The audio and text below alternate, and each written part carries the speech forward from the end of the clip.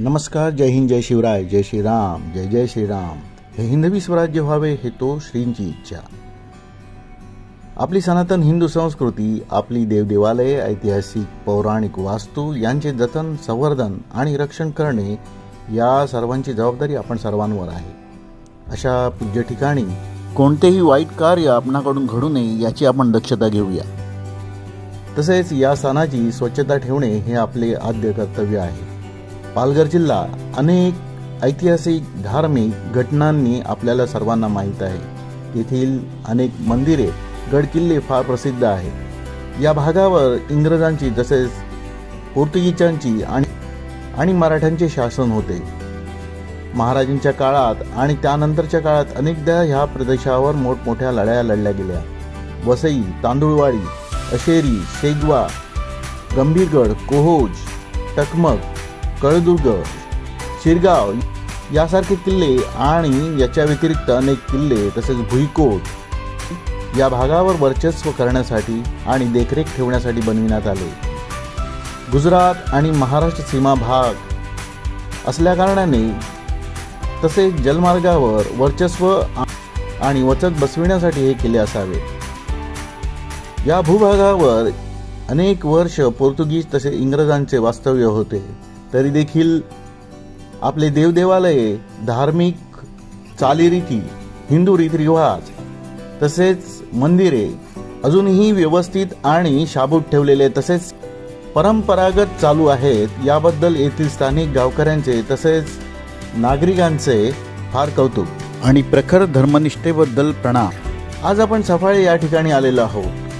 कालच एका यूट्यूबवर या स्थानाबद्दल माहिती मिळाली. सफाळे स्टेशनपासून 4 ते 5 किलोमीटर अंतरावर एडवन हे गाव आहे. येथे येण्यासाठी ST किंवा शेअर रिक्षाने आपण येऊ शकतो.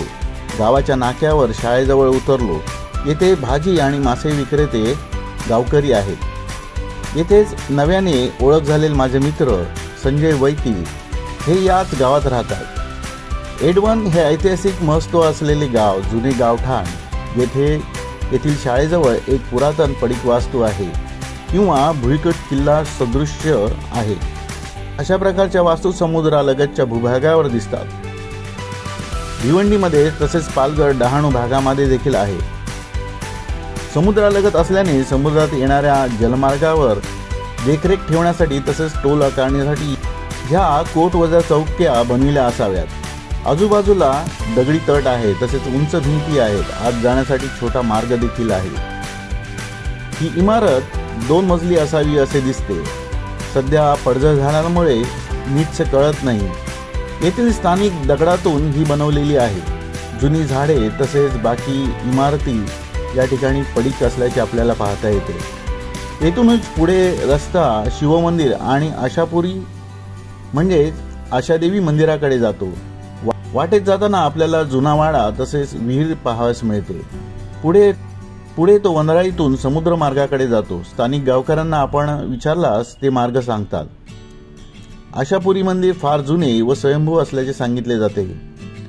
गावापासून जवळच असलेल्या एका लहान बेटावर 2 गुहा आहेत. या गुहांमध्ये माता स्थानापन्न आहेत. हे बेट जांभ्या खडक्याचे आहे.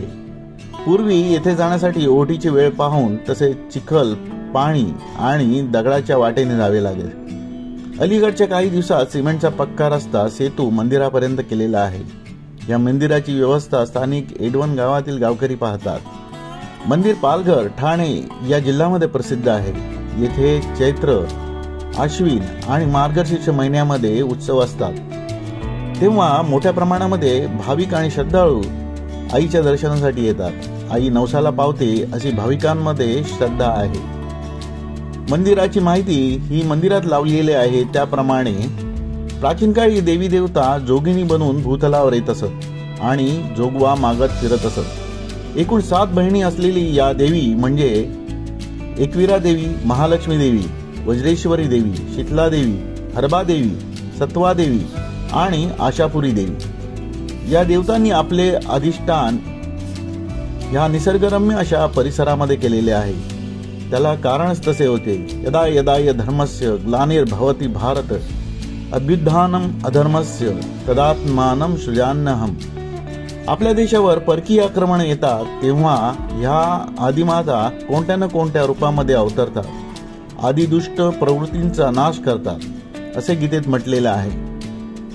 अनेक वर्षांपूर्वी पोर्तुगीज तसे इंग्रज यांचं येथील स्थानावर वर्चस्व होते. या परकीय आक्रमकांनी स्थानिक लोकांवर अत्याचार तसेच धर्मप्रसार करण्याची सुरुवात केली. तेव्हा दैवी चमत्काराने याच टेकडीच्या भूभागातून असंख्य असे मोठमोठे भुंगे निघू लागले.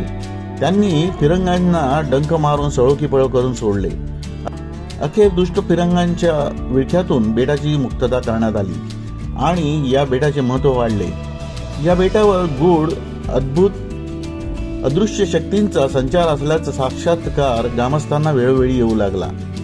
बेटाच्या आसपास मासेमारी करणाऱ्यांना अमाप मासे मिळू लागले आणि त्याच काळामध्ये पांढरा शुभ्र अशा घोड्यावर बसून एक असामान्य तेजस्वी देवता गावातून फेरफटका मारण्यासाठी येत असल्याचे भक्तांनी पाहिले.